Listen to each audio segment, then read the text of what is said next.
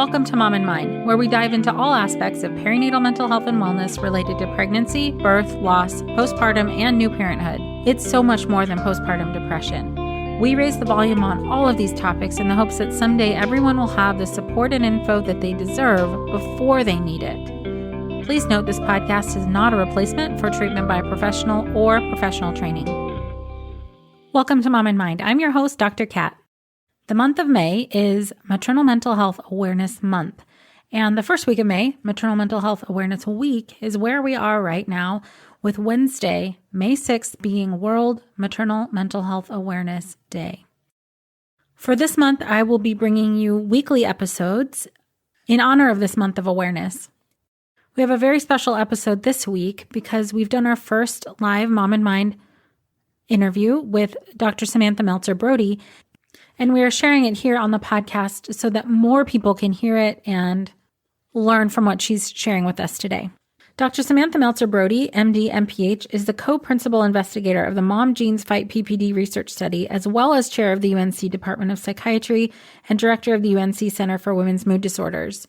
Her funded research is focused on understanding the genetic signature of postpartum depression and investigating novel technologies and treatment modalities to optimize and personalize treatment for women with perinatal depression. Most importantly, this has included the Mom Genes app and the brexanolone clinical trials, the first FDA-approved medication for postpartum depression. She is also the immediate past president of the Marseille Perinatal Depression Research Society of North America. She knows a lot and she's done a lot, and we owe her a lot for all of her work in perinatal mental health. Let me restate that. She knows a lot and she's done a lot. And she's here to share just some of this important work with us today. I'm excited for you to find out about this project, and hopefully, if it applies to you and if you feel comfortable, you can also participate in this research study directly from your home. So let's hear from Dr. Meltzer-Brody. Welcome everybody in Facebook land to Mom and Mind Live. I'm super excited to be here talking with Dr. Samantha Meltzer-Brody about the Mom Genes Fight for PPD research project. And she has graciously offered her very, very busy time to teach us more about this so that we can understand what this project is and know how we can all get involved. Dr. Samantha Meltzer-Brody, MD, MPH, is the Assad Meymandi Distinguished Professor and Chair of the Department of Psychiatry at the University of North Carolina at Chapel Hill, which is just so widely known for all of the work that you do. It's amazing, the output from there. I just don't know how you guys do all of that. She is an internationally recognized reproductive psychiatrist and clinician scientist who also directs the UNC Center for Women's Mood Disorders. And she's going to be speaking to us today as a co-principal investigator of the Mom Genes Fight PPD research study. So thank you so much for being with us. Thanks for having me. I'm glad to be here. Yeah, glad to be back. I'm so glad to have you back. Way back, this will be episode 175, and you came back way back at episode 39 to be with us and share about psychiatric medications for perinatal population. So I'm just really grateful to be able to hear from you again and share your knowledge with everyone. Oh, well, I'm glad to be here. It's an honor to be part of your show and to share what we've been doing with the Mom Genes Project. I'm super excited. And we can start there. I think today it would be really good to give everyone a primer on what postpartum depression is first. And actually, let's start there. What is postpartum depression? Why are we looking at this? Why are you guys specifically looking at this? So if you can start off with what is this? Yeah. So postpartum depression is one of the most common complications of childbirth, and estimates of prevalence range from 10 to 15% or higher. You'll see lots of numbers tossed around, 1 in 8, 1 in 7, Right. 1 in 5. And a lot of that has to do with whether you're including anxiety disorders, minor depression, or a major depressive episode into how we think about postpartum mood and anxiety disorders. Regardless, it's extraordinarily common. Again, one of the most common complications associated with often very, very serious adverse consequences, including maternal suicide. And because of the fact that it's so common, impacts so many women at this most vulnerable time, it is so important we talk about it, we get people screened, and that people have effective treatment. So as we get close to Mother's Day and during Maternal Mental Health Week, it's something we really want to pay attention to. Right. And make sure any mom out there listening who's experiencing these symptoms is able to reach out for help. Fantastic. Yeah. And so thank you for that. And what is the study? What is it that you guys are looking at? So Mom Genes started as an app-based study initially in 2016. It's grown considerably. It was initially called the PPD Act for Action app, and it is now Mom Genes, which has been an amazing partnership, a pro bono partnership with the Wong Duty advertising agency out of Los Angeles and nationally as well. But this has been an opportunity to reach moms wherever they are across the United States using their smartphone. They can participate in the study free of charge. And it is a study to help us understand what is the genetic signature, what are the mom genes, if you will, that cause some women to have postpartum depression and others not. This will allow us to understand what is the biology and then lead to new ways to screen and treat. So the hope is that by understanding the genetic signature, we can change the way we diagnose women and the way we treat women to prevent suffering. It sounds all new to me in terms of a brand new type of research, but is there other research that's looked at this specifically for postpartum depression? Well, there's been some genetic studies of postpartum depression, but they've been relatively small. So this is the largest research study of postpartum depression to date, and the largest study on this scale. So since we launched, and in particular with the launch of Mom Genes this past fall, we have been reaching women across the entire country and have thousands of women participating. Particularly now during the COVID-19 crisis, it's an amazing way to contribute and have mothers feel empowered because you can participate from home. We will then, you sign up from home, you use the app from home. We send you a spit kit. You spit into the tube, throw it back in the mail, and it goes to the NIH biorepository. And everything is de-identified, so it's very confidential. And it's completely safe. There's nothing about the spit kits that are not safe, or no woman has to worry about any safety issues in doing this. And because so many people are at home, and because so many people are feeling socially isolated, this is such a nice way to connect and be part of the Mom Genes Fight PPD community. We have had an amazing outpouring because so many women, again, are home.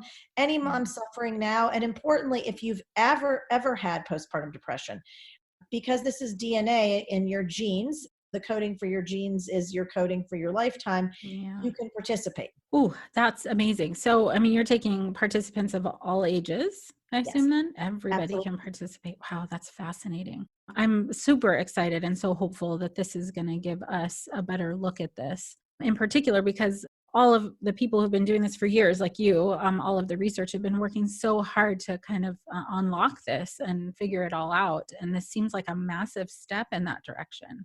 Well, one of the things as a perinatal psychiatrist, and for any of us that work in the area of maternal mental health, that we find frustrating is we often don't have the ability to prevent this type of suffering. So we are trying to intervene after a mom is struggling and having significant symptoms that can include mood and anxiety symptoms. And then we try and come in and intervene and treat at that time. And I think all of us hope there would be a way of identifying people at risk and intervening earlier. And so our genes, our genetic signature, can help us identify who's at risk. If we understand that picture, we're able to intervene in a completely different way, ideally to prevent suffering, or to understand who's going to respond to what type of treatment in a different way. So, if we look at something like breast cancer, the treatments are dictated based often on what are the genetics and the cellular subtype of the breast cancer. The way we treat depression often is a one-size-fits-all treatment. Everyone sort of gets the same thing, and for some people it works and for others it doesn't. How amazing it would be to have more information so we could be really targeted and tailored and lead to prevention. And so that's the big picture goal. This is an opportunity for moms to feel empowered, for them to essentially provide a little bit of their spit using an app they can use at home to enroll in the study. all women that enroll are able to be screened and get feedback exactly about their screening. And then women who are eligible for the genetic phase are offered the opportunity to participate. In both cases, people go through a very formal, informed consent process, which is very important as a research study, so people understand what they're signing up for. Right. So that makes me wonder, are you taking anybody who even thinks that they might have had PPD? There's so many people who go undiagnosed. How would they know if they can participate or not? So any woman can download the app and will be asked screening questions. And we certainly, as we move into the genetic part of the study, for the first part, the screening study, anyone can participate. And then for women who are above a certain threshold score, meaning the symptoms were severe enough that would lead to a diagnosis of postpartum depression, they are then invited to participate in the genetic portion. But for all women, I think it can be empowering to understand the screening questions, answer the questions about history.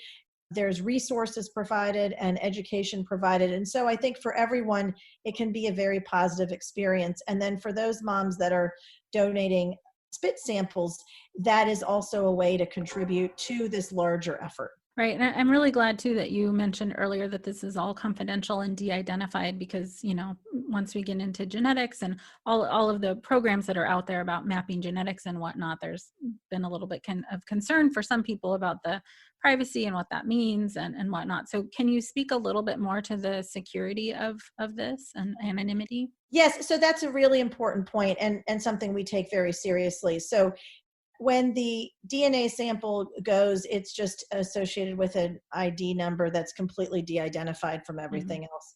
Everything else is highly locked and secure. So all personal health information is removed. And that's why we have the process set up where the data comes to UNC.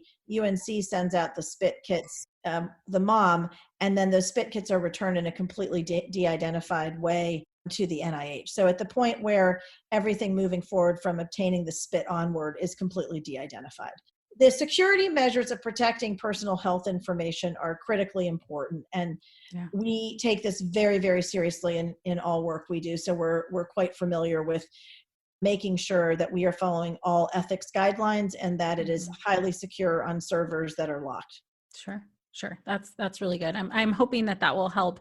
That information specifically will help a lot of more people feel motivated to participate, because I think for just maternal mental health in general, it's hard to just tell anybody how you're doing sometimes for fear of, how that can be interpreted or what people do with your information. So I'm really pleased to hear how highly secure this is.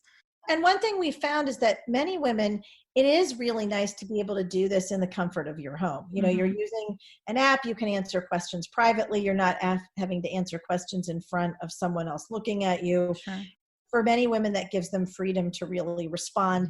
And all of these things are really meant to, again, increase our understanding. So with genetic studies, the more people that participate, the better our ability to have meaningful results. And so we've had thousands participate, but we need thousands more. And this is one of the things with genetic studies. It really takes a full-on effort to have the sample sizes or the number of people participating that allows you to have really meaningful results. Sure. Yeah. Okay. So this is one of those avenues we're really trying to get this information out there so that people can participate, because wow, the possibility with this is so exciting. Just, being in the field to know that this is out there and possible to give us better answers is phenomenal. Absolutely. So you were speaking a little bit ago to, downloading the app and answering questionnaires. I'm curious, what happens for people who are answering questionnaires and are just maybe finding out that they have symptoms that meet this criteria, or that their symptoms were more intense than they anticipated? Well, I think that's been a really interesting part of this. We often will hear from participants who will write notes, even notes on the envelope in their spit kit that they send back to the biorepository, or send emails and share stories. And one of the things people are doing now is sharing their stories on different avenues of social media through Mom Genes Fight PPD, which has been really heartwarming to see. Yeah. I think it's had people feel connected to this larger community. For some women, they may have had symptoms 20 years ago and didn't know what it is. For somebody, they may be answering questions because they've just had a baby recently. Sure. In all cases, it's an opportunity for the mother to get feedback. The app builds in feedback. It helps connect with resources. So interestingly, during the pandemic, we're isolated in so many ways. But one thing that's been really interesting is that telepsychiatry has never been more available. So, and the payers are paying for appointments. So women are now able to get telepsychiatry appointments in ways they weren't before, which means that you can get help and do not need to suffer with this. And so into the app, we have a number of wonderful resources like Postpartum Support International that can direct you on a state by state basis to resources in your area.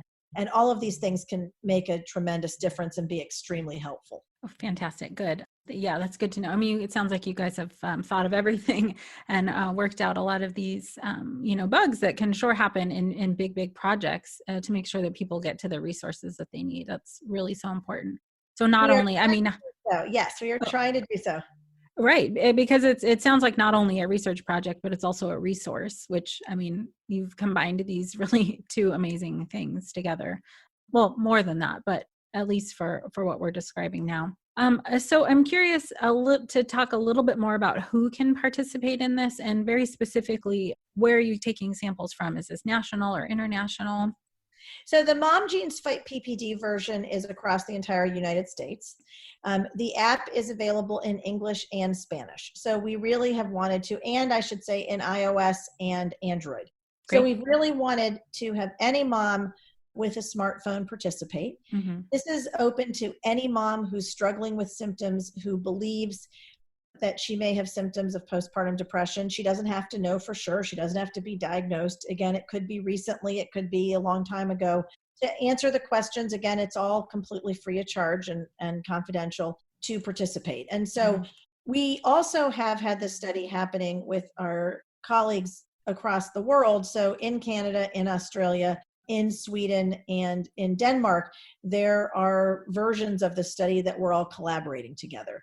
So the goal is that all the DNA samples collected from across the world are then pooled together in a way so that we're able to have the maximum number of samples. So ultimately, this is all part of a larger consortium of researchers that are working together. All of that's on our Mom Genes Fight PPD website.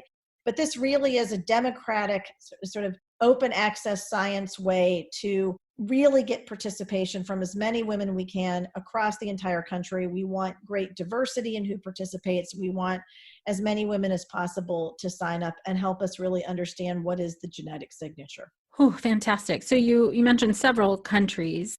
So for people who do listen to this podcast, this episode will be a podcast episode. Our live will be a podcast episode. People who are in other countries, they would be able to find separate websites, or are there links to those websites on the Mom Fights PPD? So we linked to the information for our sister countries that are doing this on the Mom Genes Fight PPD website.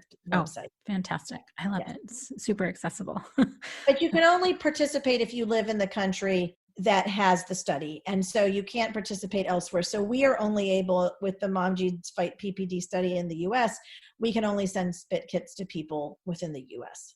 Okay. That all gets worked out in the app and yes, application absolutely. process. Yes, it does. Yes. Okay. Fantastic.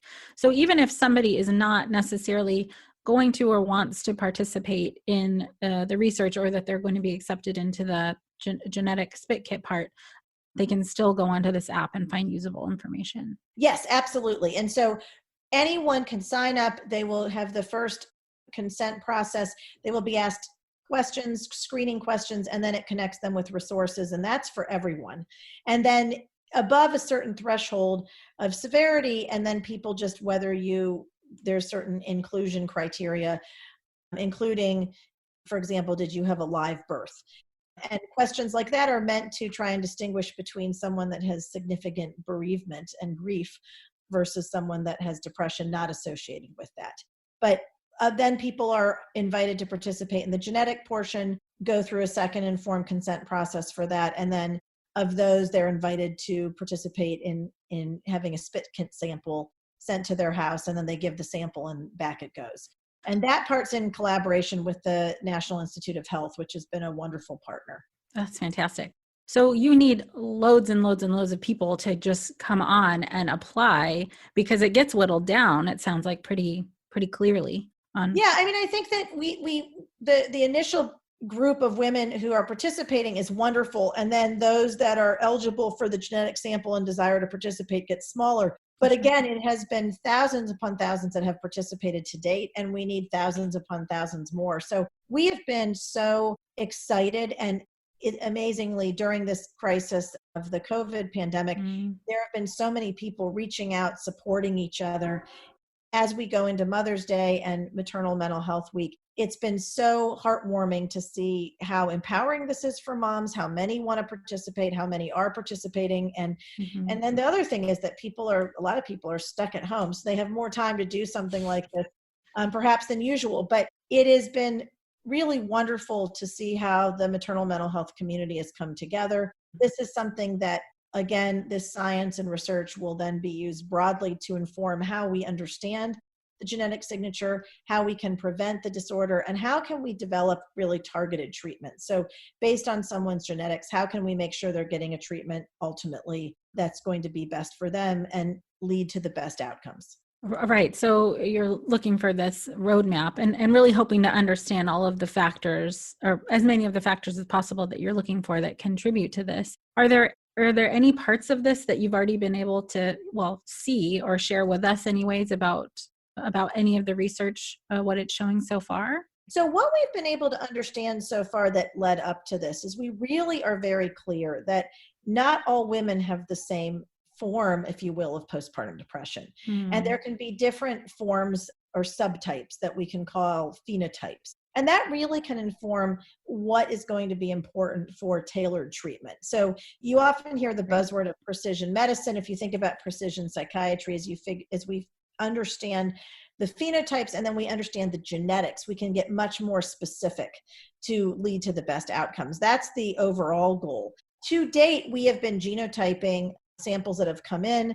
Those are being contributed to date and already are with the first analysis, the first wave of this very large postpartum depression genetic analysis. And those results will be initially released in a few months.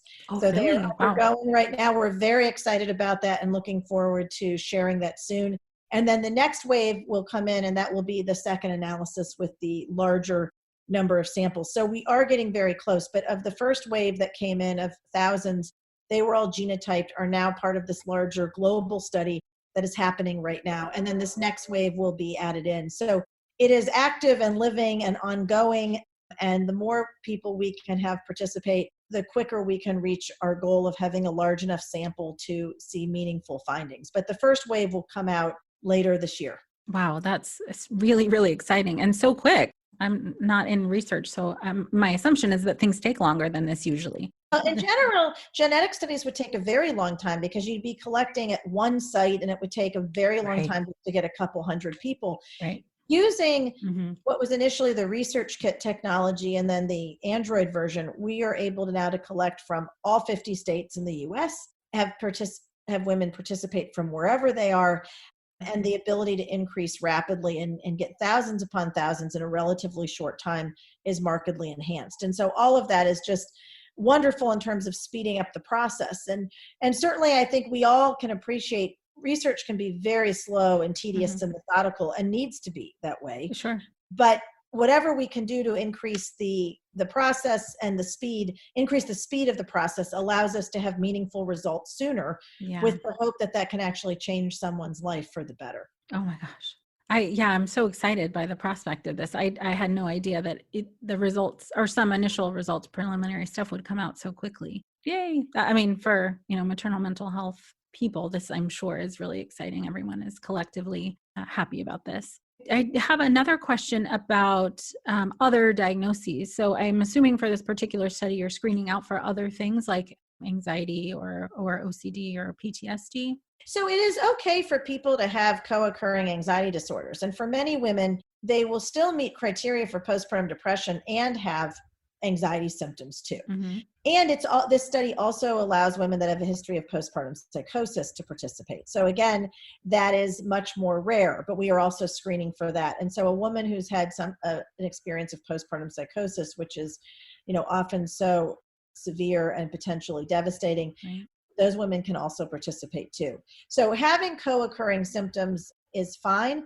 I think, again, you just have to meet criteria on the screening test we're using, which is a lifetime version of the Edinburgh Postnatal Depression Scale, which has a lot of anxiety questions built into it.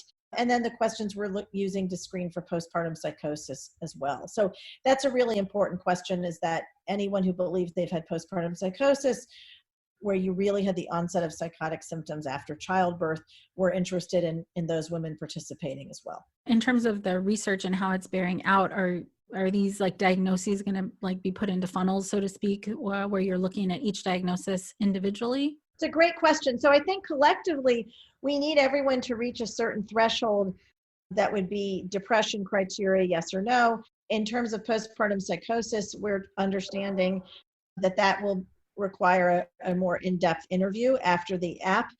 Again, that's much more rare than postpartum depression, but for us to really flush that out a bit more.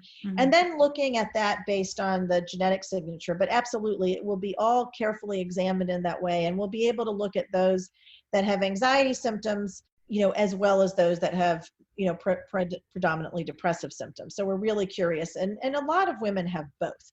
For a lot of women, there's this real mix of having both anxiety and mood symptoms. Right. So for the people who are maybe going through it and don't know yet if they have, certainly they can reach out and be part of the project. But I'm also thinking in particular of people who are just kind of living their day-to-day life and have kind of no sense that what they're experiencing could be postpartum depression.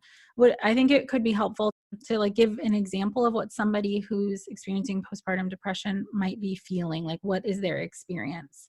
If you could go into that a little bit. Sure. So I think for some women, they may be feeling much more emotional. They may not be enjoying the baby. They may have a lot of anxiety. They may be very tearful. Some moms are not able to sleep even when the baby is sleeping. They may feel overwhelmed by the demands of this, or really seeing change in their ability to function. If someone starts feeling like this is just so hard and I just don't feel I'm able to do this at all, and it's not just a passing thought. I think all moms are going to have some anxiety, but it really starts feeling like a good chunk of the day you are feeling overwhelmed, that this has become profoundly difficult. You're not enjoying it at all. You're not enjoying other things. And you really feel it's impacting your functioning, or you're spending most of your emotional energy just trying to manage your thoughts and having intrusive thoughts or ruminating thoughts. Those are all signals that you need to reach out and get help. Certainly for anyone that's having thoughts that life is not worth living, or suicidal thoughts, or having, very unusual perceptions or sensations that would be considered psychotic. If anyone's unsure, that's why it's important to make sure you're screened, that you reach out through this app or talking to your doctor, so that you can get feedback and know, whether or not that there would be further steps needed to help take care of you.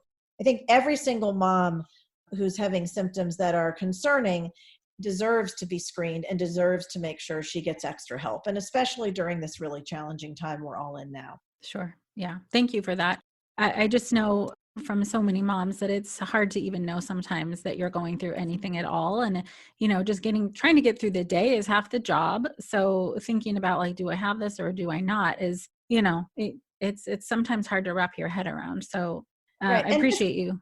Yeah. And this is easy enough for anyone to ask, and say, why not? Right. Like it's free. I'll download it. I answer some questions and see whether I do or don't. Everyone gets feedback on symptoms and then resources provided if it's above a certain threshold. So I think there's very little to lose at all, other than a few minutes of time. But I think for any mom who even is thinking, wow, I'm struggling, maybe it's worth checking this out. It really is worthwhile to do so. And I think all women deserve to have that kind of additional support, and to make sure if they need extra help that they get it. That's going to be good for them, and certainly for their baby and their family. Sure. And are you able to see that from the app, or have you had anyone reach out directly about how this app or project has helped them? Yes. And it's a great question. We have had so many people tell us that because of the app, they sought care. We've heard from therapists and providers saying, my first patient came in today holding your app and said, I came in today because I use this.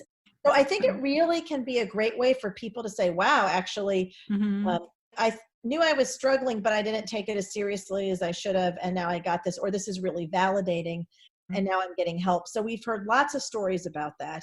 And the important thing is there are treatments now, and the hope is there's more treatments available moving forward, but there are really good treatments now. And so for any mom who's struggling, we want them to get the help they need and be engaged in whatever treatment's going to be most appropriate for them so they can get the help they need to feel better. And again, the mom deserves it, and it's great for the mom and baby and family. Oh, that's awesome. I got chills when you were talking about that. It's just the best thing. We hope for that, right? To put something out in the world that's helpful for people, but to get those messages directly back to you and for you to see it and to see that the impact is already being felt and the research isn't even done. That just speaks volumes to how powerful this is, just the messaging alone. Yeah, and I think that one of the ways of using social media for good, it can be certainly used for not good and for good, but one of the things that's been really, again, heartwarming in this project is seeing the stories shared. So again, Mom Genes Fight PPD, all of our different social channels, it's allowing moms to connect. And in many ways, that's never been more important than right now. Right. And so for so many people feeling isolated, this really is a way to connect and feel part of communities. The app also connects to other resources, again, things like Postpartum Support International that have amazing resources, and other networks that bring moms together for support, as well as connecting them with how to reach professional treatment services as needed too. So it really is a way, I think, to help support people during a challenging time. Being a mom and having a new baby is always a challenging time. Having a new baby in the middle of the pandemic is a particularly challenging time. Yeah. And so we're really appreciate the opportunity to talk with you and share what we're doing. Oh, I'm so grateful that you're doing this. Thank you. Is there anything else that you think we should know about the project? Yeah, I think you've asked so many great questions. So again, Mom Genes Fight PPD, our website, the app, again, it's in English, it's in Spanish, it's in iOS, it's in Android, really easy to use, very quick. And there's an email address to send us if you want to ask questions. But we are so appreciative of all the moms that have participated to date and those that will in the future. You're really part of something we believe is important and can really help us make a meaningful impact as we understand what causes this and can lead to a brighter future in terms of how we intervene. Thank you so much for your work and your passion. And oh my gosh, you've done so much amazing stuff for this field and for moms everywhere. And we owe you a debt of gratitude for all of it. Well, it's a privilege and pleasure. So thanks for having me today. Thank you. All right. And I'll put all of those links and everything you mentioned. I'll include as much as I can, both in this post and in the show notes for our episode. And thank you so, so much for being with us. Oh, thank you again for having me. Take good care. Thanks. You too. Bye-bye. Bye. Okay. So much amazing stuff in there. I'm really, really pumped about this research study. And I hope you guys are too. Please do consider downloading the app, checking this out, and see if it's for you. I'm super hopeful that this research will push us forward. Please connect with momgenesfightppd.org. Check out the app. Find them on Facebook and Instagram at Mom Genes Fight PPD to join the community of all of the people who are working so hard to figure this out. For those of you who are new to the Mom in Mind podcast, welcome, and please subscribe so you can get all of these episodes downloaded directly to you when they come out. Go to mominmind.com to find some easy links for your favorite listening platform. Thank you so much for joining us. Until next time. Thank you so much for joining us today. Please share this podcast. Together we can support moms and families so that no one has to deal with this alone. Come connect with us at mominmind.com.